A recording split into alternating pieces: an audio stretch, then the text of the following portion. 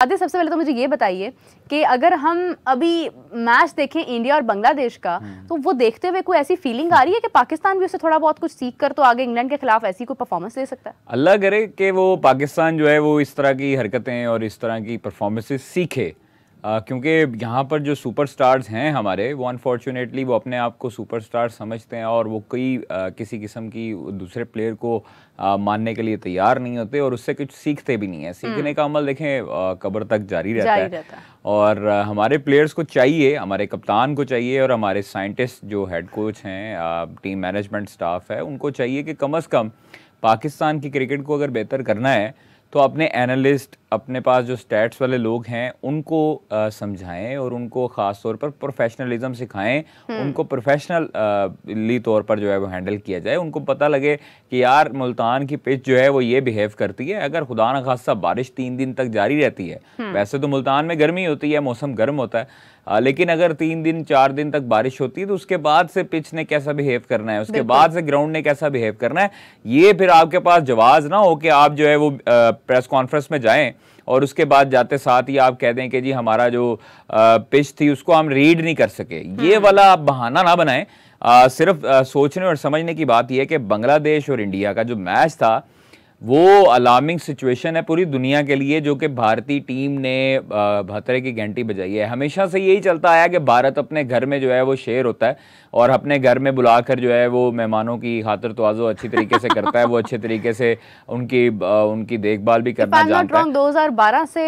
2012 के बाद से भारत अपने कंट्रीज, अपने होम टाउन, देखिए होम टाउन होम सीरीज का एडवांटेज होम टीम को होता ही होता है। हमें क्यों नहीं होता है? मैं उसी तरफ आने लगा हूं। होम टीम को एडवांटेज होता है, चाहे ऑस्ट्रेलिया में खेले, चाहे न्यूजीलैंड में खेले, साउथ अफ्रीका में खेले, या भारत अपने ग्राउंड्स में खेले। भारतीय जो क्रिकेटर्स हैं वो हीरो बनते हैं अपनी ग्राउंड्स पे। सचिन तेंदुलकर ने मुतअद्दिद रन्स किए, वो अपनी ग्राउंड्स पे ज्यादातर उन्होंने रन्स किए। अगर आप स्टैट्स देखें तो अगर विराट कोहली ने रन्स किए हैं अपनी ग्राउंड्स में, किए अवे भी किए हैं, रोहित शर्मा ने किए हैं अपनी ग्राउंड्स में, ज्यादा किए होंगे क्योंकि वहां पर उन्हें रणजी ट्रॉफी खेलते हैं। फिर उसके बाद दूसरा उनका जो है वो दिलीप एक का टूर्नामेंट होता है, वो भी खेलते हैं। तो ये चीज़ें अगर हमारे ऊपर लागू होनी चाहिए तो हमने जो क्रिकेट है वो ज़्यादातर अवे खेली है। हमारे पास होम सीरीज़ जो हैं वो कम आती हैं। अगर आप 12 महीने का कोई निकालते हैं कैलेंडर तो पाकिस्तान के पास जो है वो होस्ट सीरीज़ कम है, अवे सीरीज़ ज़्यादा होती हैं। टूर्नामेंट देखिए मेरे हिसाब से 24 महीने के बाद भी अगर टेस्ट होता है तो, लेकिन आपकी अप्रोच तो नजर आए ना भाई, आपकी इंटेंट जो है, जो आप लोग राग लापते रहते हैं, इंटेंट आपने इमाम को बाहर किया जी, इसकी इंटेंट नहीं है। अब कप्तान को और हेड कोचेस को पूछा जाए कि भाई इंटेंट का लफ्ज उनको भी पता है कि क्या होता है। मतलब बेसबॉल ने, ब्रेंडन मैकलम ने जो क्रिकेट स्टार्ट करवाई इंग्लैंड की, बिल्कुल ऐसे ठीक है, उसने उसको बिल्कुल ही नया चैप्टर पढ़ाया इंग्लैंड टीम को। आपके जो कोचेस आते हैं वो सिर्फ पीआर के चक्रों में आते हैं कि प्लेयर्स के साथ हमारी ठीक हो जाए और बोर्ड को जो है वो हम ब्लैकमेल करते रहेंगे। ये चीजें खत्म होनी चाहिए। तमाम तर जो हेड कोचेस हैं, जो गोरे कोचेस हैं खासतौर पे, ये इनकी ब्लैकमेलिंग बड़े देर से चलती हुई आ रही कि ये प्लेयर हम शामिल करवाएंगे, नहीं तो हम इस्तीफा देके जा रहे हैं, हम ये प्लेयर को सेंट्रल कॉन्ट्रैक्ट देंगे, नहीं तो हम इस्तीफा देके जा रहे हैं। और भाई उनसे एक दफा उनको कह दे कि भाई देना है इस्तीफा दो, ये हमारा हुक्म है, मानना है मानो, नहीं मानना जाओ।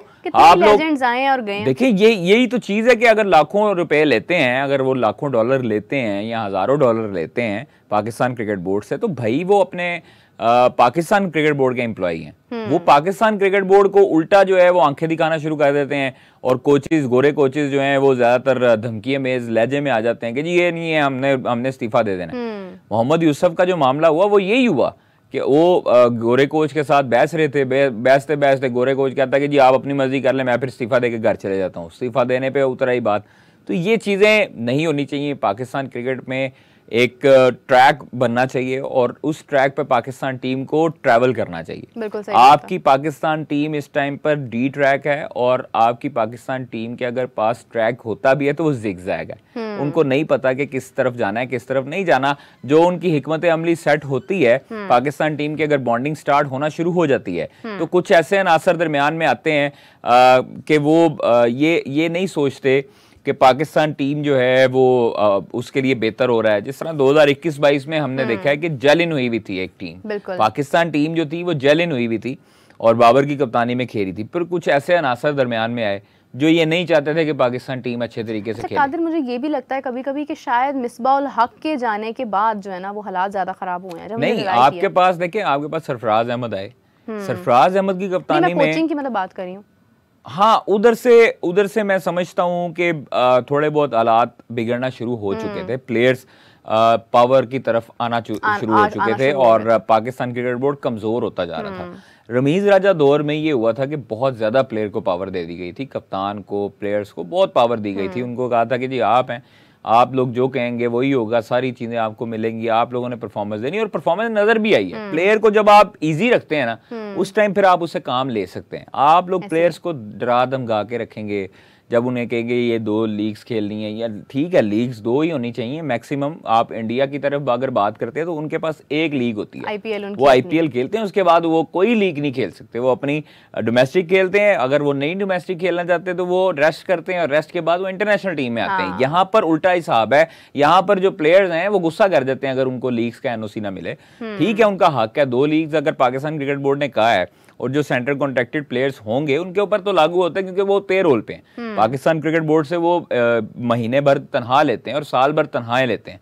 अभी जो सेंट्रल कॉन्ट्रैक्ट अनाउंस होगा वो जुलाई से ऑनवर्ड शुरू होगा ना, तो इसलिए पाकिस्तान क्रिकेट बोर्ड को चाहिए कि ब्लैकमेल होने से बचे। जो एक दफा डिसीजन ले लिया है, एक ट्रैक बनाए, एक रूल्स बनाए, उसके ऊपर रूल्स को फॉलो बाबर आजम भी करे, शान मसूद भी करे, शाहीन भी करे, रिजवान भी करे और XYZ भी करें। बिल्कुल सही बात। यहाँ पर ये अनफॉर्चुनेटली अपने आप को बेहतर करने की तरफ नहीं सोचते और यहाँ पर इंजर्ड प्लेयर्स खेलते रहते हैं। अपनी उनको खुद भी परवाह नहीं है और पाकिस्तान की तो बिल्कुल भी नहीं है। जो इंग्लैंड के, जो अभी इंडिया ने जो मैच जीता है, आप ये देखें यार, मतलब खुशी भी होती है और एक तरफ हैरानगी भी होती है कि इम्पॉसिबल सी चीज़ है कि आपने 2 दिन में रिजल्ट उड़ा के जो है ना वो उधर फेंका कि जी भाईजान आए खेलें, आपको दावत दी, फिर आउट किया, फिर उसके बाद खेले। तो ये चीजें आपकी तब होती हैं जब आप लोग अपनी कंट्री के साथ, अपने साथ लॉयल होते हैं। आप एक इंटेंट के साथ जाते हैं कि मैंने आप ये देखें कि तेज तरीन 100 हुआ, जायसवाल क्या उम्दा इनिंग खेली है उसने। मतलब वो हालांकि वो नौजवान लड़का है, बच्चा है, वो भी चाहता प्रेशराइज हो सकता था कि भाई अब तेज खेलने का मुझे कप्तान ने कहा है कि तेज खेलना है। मतलब कप्तान की तरफ से ऑर्डर गया होगा तो तेज खेला ना, वो हर बंदा ही तेज खेल रहा था, विराट भी, आप KL राहुल भी, ये भी। तो इसलिए कप्तान की जब तक आपके पास प्लानिंग, पीछे से गौतम गंभीर ने कहा होगा कि ऐसे ऐसे खेलना है, ऐसे ऐसे खेलना है, ये पूरा प्लान देता है कोच के साथ। मैं एक बात को, अगर हम देखें ना, रोहित शर्मा है, गौतम गंभीर है, आज के दिन के अलावा इंडिया मुतअद्दिद बार क्रिकेट बहुत स्ट्रैटेजी बेस्ड जो है वो जीता है, और उस वक्त उनके ये तमाम कोचेस भी डिफरेंट होंगे, कैप्टन भी डिफरेंट होते आए हैं। तो आप देखें कि एक लेगेसी को कायम रखा है उन्होंने। क्यों? बिकॉज उनके वो मसाइल नहीं है जो हमारे मसाइल है। हमारी क्रिकेट दिन ब दिन हर टूर्नामेंट के बाद जो है वो मजीद नीचे गई है। देखिए, हमारी टूर्नामेंट, हमारी जो क्रिकेट है वो हम उसका बेड़ा गर्क करने वाले भी खुद हैं, और हमारे जो सुपरस्टार्स हैं वो इतने बड़े अपने आप को समझने लग जाते हैं कि वो फिर कॉलर ऊपर करके फिर उसको नीचे नहीं कर सकते। तो यूनुस खान साहब ने जवाब दिया ना, उन्होंने कहा सीखो विराट से। देखें, यूनुस खान साहब जब खुद बैटिंग कोच थे तब क्या था, किताब के अलावा क्या लिखते थे वो? या तो मेरे ख्याल में डायरी में वो शेर व शायरी लिखते थे, या कोई वो दिन भर की एक्टिविटी लिखते होंगे। मुझे नहीं समझ आई कि उनकी जो डायरी लिखने का मकसद वो क्या था। लेकिन यूनुस भाई भी अगर ये बात करते हैं, लेजेंड वो ज़रूर हैं, उन्होंने बड़ी क्रिकेट खेली है, रन्स किए हैं, नो डाउट बड़ा नाम है पाकिस्तान क्रिकेट का, लेकिन ज़रूरी नहीं है कि एक अच्छा क्रिकेटर, एक अच्छा कोच बन सके।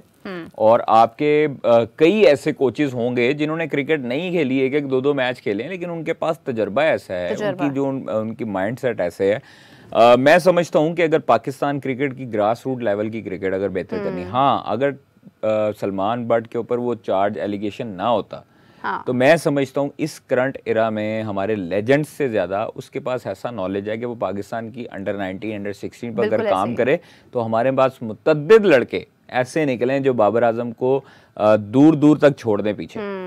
यहाँ पर अनफॉर्चुनेटली चीज़ ऐसी है कि हमारे पास जो साबिक क्रिकेटर्स हैं वो ग्रास रूट लेवल पे आना नहीं चाहते, कोई शक वो नीचे काम नहीं करना चाहते। उधर देख लें, ड्रेविड जैसे बंदे जो हैं वो नीचे आके काम कर रहे होते हैं। मतलब बड़े बड़े नाम जो हैं वो इंडियन क्रिकेट में Respect नीचे करते हैं ना अपने लोगों को कि इन्होंने हमारा नाम बुलंद करना है। वो लोगों को हम लोग कहते थे कि जी वहां पर बैटिंग बहुत ज्यादा है, बैटिंग बहुत ज्यादा है, वहां पर बॉलर्स भी निकल रहे हैं। बॉलर्स ही तो बेसिकली तो वो दोनों बुमराह भी शोबों निकला, में, पांड्या भी निकला, तीनों शोबों में। सिराज भी निकला, उसके बाद एक और था भुवनेश्वर कुमार जैसा, उन्होंने बड़ा राज किया। अभी जैसे मयंक यादव है जी, वो अब जो है वो मयंक आए हैं, तो अब ये देखें कि उनके पास अब बॉलिंग पे भी लॉट आ रही है। कैसे आ रही है कि वो आईपीएल और उधर से रणजी ट्रॉफी जो है, रणजी domestic ट्रॉफी है, बिल्कुल। दिलीप ट्रॉफी है, उधर से आते हैं टैलेंट। आप लोग यहाँ पे क्या करते हो कि प्लेयर को 38 साल का करके उसको डेब्यू करवाते हो, जब वो बेचारा जोर नहीं लगा सकता, जब वो विकेट्स नहीं ले सकता, उसको एक मैच खानापुरी की और बाहर निकाल दिया। देखें कादिर 38 साल की उम्र के अश्विन है जो मैन ऑफ द सीरीज बने हैं। जब आप कंसिस्टेंसी स्पिनर जो है वो उसका हिसाब किताब कुछ और होता है। स्पिनर थोड़ा सा 40 साल की उम्र तक भी खेल सकता है, अच्छा निखर जाता है।